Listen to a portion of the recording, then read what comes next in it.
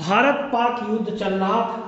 सेना अपना पराक्रम दिखा रही थी और वहां शहबाज ने हमारी सेना के पराक्रम को देखकर घुटने टेक दिए। जब से अमेरिका के कहने पर सीज फायर हुआ है, तब से आज देश फिर से इंदिरा जी के नेतृत्व को याद कर रहा है। इंदिरा गांधी एक नाम, एक साहस, एक युग, जिन्होंने कहा था कि हम भारतीय नागरिक हैं और हम में से किसी को न वो काम करना है, कभी भी न वो शब्द बोलने हैं और कभी भी वो विचार भी करना है जिससे भारत माता का सिर झुके। हमारे ऊपर एक जबरदस्त जिम्मेदारी है, अपने लिए नहीं बल्कि आते हुए लोगों के लिए। भारत कोई 5 साल, 10 साल, 100 साल जीने का देश नहीं है। हजारों साल जीवित रहा है, हजारों साल जीवित रहेगा। इसके लिए तत्काल में त्याग करना है। उस त्याग के लिए, उस सेवा के लिए हम तत्पर रहेंगे। इंदिरा जी ऐसे ही आयरन लेडी नहीं कहलाई। फौलाद सी हिम्मत, इरादों में लोहा था, हर मोर्चे पर डटी रहीं। जब देश में संकट था, यूं ही नहीं इतिहास ने उन्हें आयरन लेडी कहा था। उनके विचार दृढ़ थे। ये उनके ही शब्द थे, मेरे खून का एक एक कतरा भारत को मजबूती देगा। उन्होंने कहा था भारत नहीं झुकेगा तो नहीं झुका, और कहा था देश के लिए जान दे दूंगी तो दे दी। उस खून में कायरता नहीं, हिमालय सी दृढ़ता है। षड्यंत्र नहीं, जान देने की हद तक ईमानदारी है। अमेरिका की धमकियां थी, जमीनी हालात मुश्किल थे, मगर इंदिरा नहीं डरी।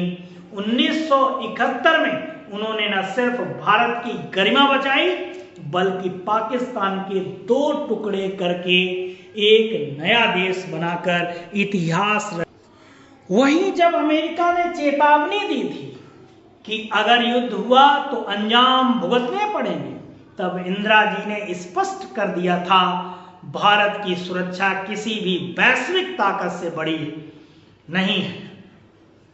न दबाव में आई, न डर दिखाया। 1971 में पाकिस्तान के 2 टुकड़े कर बांग्लादेश बनाकर दुनिया को बता दिया कि भारत किसी के इशारे पर नहीं चलता। आज जब विदेशी ताकतें देश की नीति और निर्णयों को प्रभावित कर रही हैं, हमारे कुछ नेता झुकते दिख रहे हैं। देश हित की जगह व्यक्तिगत छवि और कुर्सी की चिंता ज्यादा नजर आती है। नेतृत्व वो होता है जो राष्ट्र के सम्मान की रक्षा करे, चाहे सामने अमेरिका क्यों न खड़ा हो। इंदिरा गांधी जी का साहस आज के भारत को याद रखना चाहिए। राष्ट्र हित पर कभी समझौता नहीं होता। भारत न झुका था, न झुकेगा। ये वही इंदिरा हैं जिन्होंने पाकिस्तान के 2 टुकड़े कर विश्व का भूगोल बदल दिया था। क्या आज अमेरिका के कहने मात्र से ही हो गया सीज फायर, जबकि भारतीय सेना लगातार पाकिस्तान को मुंहतोड़ जवाब दे रही थी? अमेरिका के फोन मात्र से ही हो गया सीज फायर, जब भारतीय सेना ने बड़ी सटीकता से 9 आतंकी ठिकानों को तबाह कर दिया। इसके बाद भी पाकिस्तान ने भारत को अपने निशाने पर लेने की हिमाकत की, और उसे जब लगा कि अब हम भारतीय सेना का मुकाबला नहीं कर पाएंगे, तब वह सभी देशों के सामने गिड़गिड़ाने लगा। शर्तें क्या हैं सीज फायर की? 5 या 6 शर्तें हैं, मोदी जी ने रखी हैं। LOC और सीमाओं पर सारी सैन्य गतिविधियां बंद होनी चाहिए। मतलब ना गोलीबारी, ना बमबारी, ना कुछ, यानी कि शांति। आतंकवादियों की घुसपैठ और सीमा पार हमले पूरी तरह बंद। ऑपरेशन सिंदूर में लश्कर ए तैयबा जैसे मोहम्मद जैसे संगठनों के ठिकाने तबाह हुए। भारत ने कहा अब आतंकवाद की फैक्ट्री बंद करो, नहीं तो बड़ा धमाका होगा। वहीं ड्रोन से हथियार या नशीली दवाएं गिराने पर सख्त पाबंदी। पाकिस्तान लंबे वक्त से ड्रोन के जरिए पंजाब, कश्मीर, राजस्थान, गुजरात में हथियार और ड्रग्स भेज रहा था। भारत ने कहा ये गंदा खेल अब नहीं चलेगा। दोनों देशों के director general of military operations के बीच नियमित बातचीत और निगरानी होगी। 12 मई को अगली डीजीएमओ बैठक होनी तय हुई है, यानी आज के दिन। क्षेत्र में शांति और स्थिरता की गारंटी देनी होगी और सिंध जल समझौता रद्द रहेगा। इन शर्तों पर सीज फायर हुआ है। अब यहां पर्दे के पीछे क्या है, इसीलिए भारत एक सवाल पूछ रहा है कि इंदिरा जी के नेतृत्व को याद कर रहा है। जब अमेरिका का दबाव था, जब हमारे पास इतने संसाधन नहीं थे, फिर भी इंदिरा जी नहीं झुकी, ना ही किसी भी चाहे वो निक्सन रहा हो, चाहे कोई भी अमेरिका का राष्ट्रपति रहा हो, उन्होंने समझौता नहीं किया। भारत ने कहा वार इज नॉट इंडिया चॉइस। आज जो कहा है, जब चाइना ने डोभाल जी के पास फोन किया था तब उन्होंने कहा था कि वार is not India choice. Pakistan ने झूठे प्रोपेगेंडे भी फैलाए कि हमने भारत के S-400 आकाश जैसे हथियारों को नुकसान फैलाया, लेकिन यह साफ है हमारे हथियारों को कोई दुश्मन देश नुकसान नहीं पहुंचा सकता, क्योंकि हमारे जो आज के 2025 का भारत ये है, हमारी टेक्नोलॉजी बहुत आगे निकल गई है। लेकिन कुछ भी हो, इस सीज फायर से या युद्ध विराम से मोदी जी की लोकप्रियता में कमी आएगी। मीडिया द्वारा बनाई गई 56 इंच की छाती का भ्रम भी टूट गया। पाकिस्तान फंसा हुआ था, पाकिस्तान घुटनों पर था, पाकिस्तान की आर्थिक हालत खराब थी, ये सारी दुनिया जानती है। किंतु देश जानना चाहता है कि भारत की मजबूत सैन्य ताकत, देश का मजबूत लोकतंत्र के साथ पूरे विपक्ष का मजबूत समर्थन, तो फिर भारत कहां कमजोर था? भारत ने किन शर्तों पर सीज फायर पर सहमति के लिए हामी भरी? सबसे अचरज की बात, अमेरिकी राष्ट्रपति ट्रंप के ट्वीट से देश को सीज फायर की जानकारी मिली। बाद में सरकार का आधिकारिक बयान आया। सबसे पहले ट्रंप ने कहा कि हाँ सीज फायर, उसके बाद देश का आधिकारिक बयान आ रहा है। पहलगाम में हुए आतंकी हमले की आग अभी भी हमारे सीने में धधक रही। सारी दुनिया जानती है कि इसमें आतंकी मुल्क पाकिस्तान का हाथ है। इसके जवाब में मोदी सरकार को या मोदी सरकार ने जो कदम उठाया था, हम सब भारतीय एक मत, एक धर्म, एक जात होकर आपके कदम से कदम मिला रहे थे। फिर ट्रंप कौन है जिसने सीज फायर करवाया? क्या पहलगाम की जगह यह आतंकी हमला वाशिंगटन में हुआ हो या अमेरिका के 50 राज्यों में से किसी एक राज्य में हुआ होता तो भारत के कहने पर अमेरिका मान जाता? अभी नहीं, यही मौका था पाकिस्तान को उसकी औकात दिखाने का, लेकिन नहीं। इस देश का बच्चा बच्चा आपके साथ था, क्योंकि ये हमारी मिट्टी, हमारे देश, हमारी अस्मिता पे हमला था। आप ही ने तो कहा था ये पहलगाम में हमारे निर्दोष लोगों पर हमला नहीं, हमारे देश की आत्मा पर हमला है। अब तक तो हम सिर्फ इतिहास की किताबों में ही पढ़ते थे कि 1971 के युद्ध में जब इंदिरा गांधी ने अमेरिका के धमकाने पर कहा कि आप हमारे दोस्त हैं, मालिक नहीं, लेकिन आज देख लिया जमीन आसमान का फर्क है। तब की इंदिरा गांधी और आज के मजबूत मोदी में यहां कहीं मोदी जी का कद कम ना हो जाए यदि तुलना करें इंदिरा गांधी और मोदी जी का।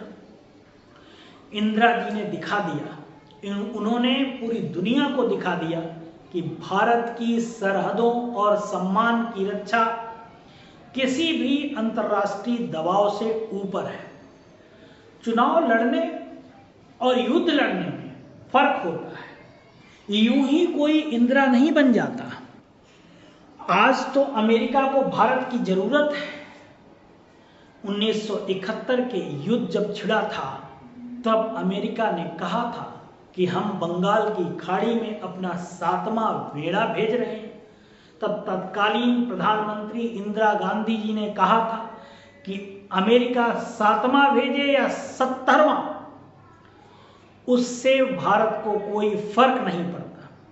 और वो आगे बढ़ी और वो किया जो देश हित में जरूरी था।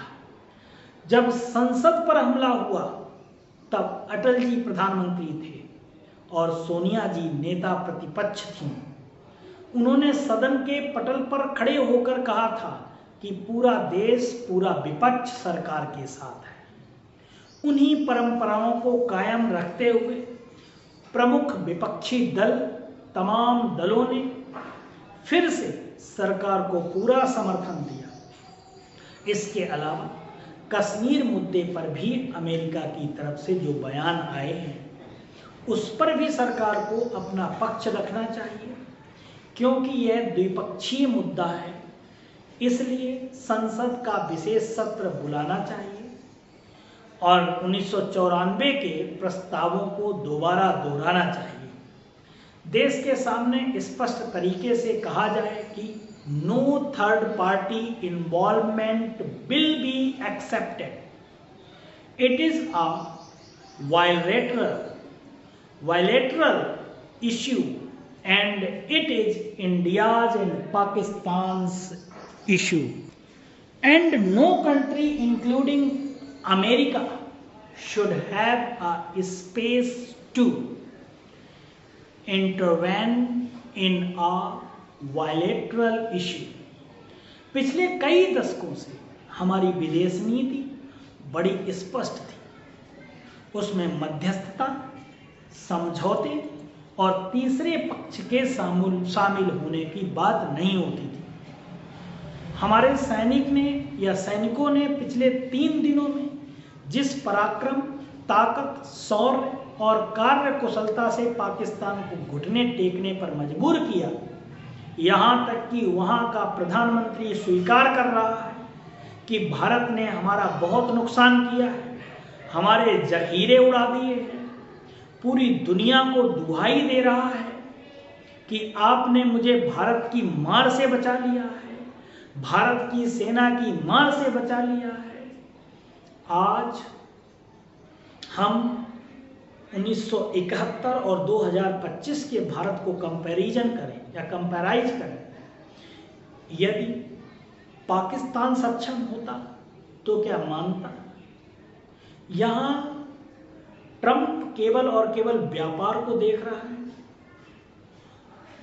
कि भारत और पाकिस्तान के साथ हम अपने हथियारों को बेच पाएं, जबकि हमें अमेरिका के हथियारों की आवश्यकता नहीं है। हम इतना सशक्त, सक्षम खुद हैं। हम मेक इन इंडिया चला रहे हैं। हम अपने शस्त्रों को बना भी सकते हैं और अपने शस्त्रों को दुनिया में बेच सकते हैं और बेच भी रहे हैं। ब्रह्मोस मिसाइल, जिसके बारे में हमने खूब प्रचार भी किया है, प्रसार भी किया है, पूरी दुनिया लेने के लिए कतारों में खड़ी हुई है। तो इस तरीके की ब्रह्मोस मिसाइल जो है, ऐसे हथियारों को भी हम बेच रहे हैं। अब हम कमज़ोर कहाँ हैं? क्यों हम अमेरिका की बात मान रहे हैं। हमें पाकिस्तान की कमर तोड़ देनी चाहिए, पीओके को हमें अपने साथ लाना है। इसके साथ साथ में बलूच जो है उसको आज़ाद करवा देते, इतना काम बहुत ज़रूरी है। बलूच अलग हो जाए, पीओके हमारा हो जाए, इस काम को करना बाकी है। और ये एक अच्छा मौका था जहां पर सीज फायर कर दिया, जबकि पाकिस्तान ने एक बार अपनी ताकत सीज फायर के बाद भी दिखाई थी। और वो अच्छा मौका था जब पेशावर में धमाका हुआ था।